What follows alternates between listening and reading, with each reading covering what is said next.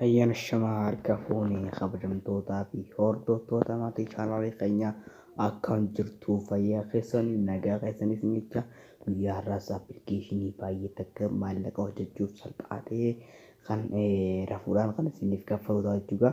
Kan isiniif kaffalu appilikeeshiniin kunis PayPal appilikeeshiniidhaa fi karaa GMPTdhaan kan isiniif kaffaluudha jechuudha. Appilikeeshinii kana jalqaba register ta'uudhaaf jalqaba linkii takka descriptionii jala isin kaa'ee yookiin ammoo linkii gara komentii piin taatee jalqaba kan jirtu isiniif kaa'atiin jechuudha. Isa cuqaasuudhaan seenuu dandeessu. Jalqaba amma jalqaba wayitii linkii san cuqaasatti gara kanaatti isin fidde jechuudha. Linkichi gara kanaatti isin fida. Linkii kana amma iddoo saayinaa beektu kanatti iddoo kanatti isin dhufa. Iddoo saayinaa beektu kana ni cuqaastu. Ergasii iddoo saayinaa beektu erga cuqaastee booddee akkaataa kanaan kun saayinaappiin siif ni dhufa jechuudha. Saayinaappiin akkuma ta'etti isiniif ni dhufa. Kun akkuma ta'etti akka hubattan koodiin kun akka jiru mirkaneeffadha isin jechaadha. Koodiin kun akka jiru mirkaneeffadha. Maaliif yoo jettanis boonasiin $3 akkaataa akka isiniif kennamu waan jiruuf mirkaneeffadha isin jechaadha. Kun amma iddoo kanatti email adresaa fi paaswordii create kan gochuu isiniif yaasa jechuudha.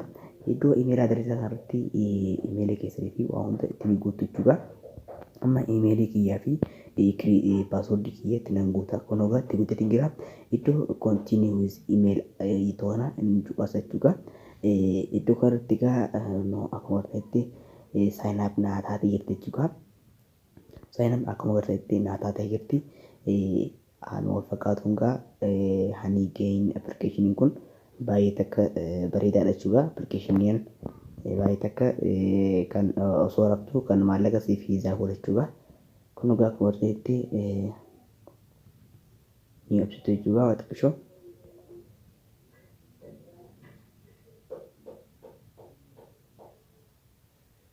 Kun akkuma ta'e naa dhufaatii jira.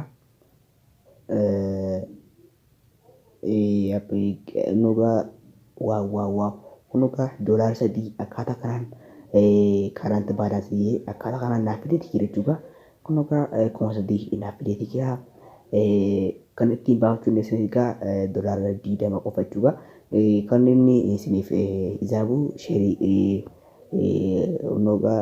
sheeringii gochuudhaan kan isiniif maallaqa kana kan isiniif sheer godhu jechuudha. Yookiin ammoo konneektingii yookiin maayiningii kan isiniif ta'u jechuudha. Konneekt maayiningii kan appilikeeshinii daawwachuu godhachuudhaan konneekt maayiningii kan godhachuu dandeessan jechuudha. Kun linkii isaanii koppii gochuudhaan namaa fi hiriyoota keessaniif sheer gochuu dandeessu.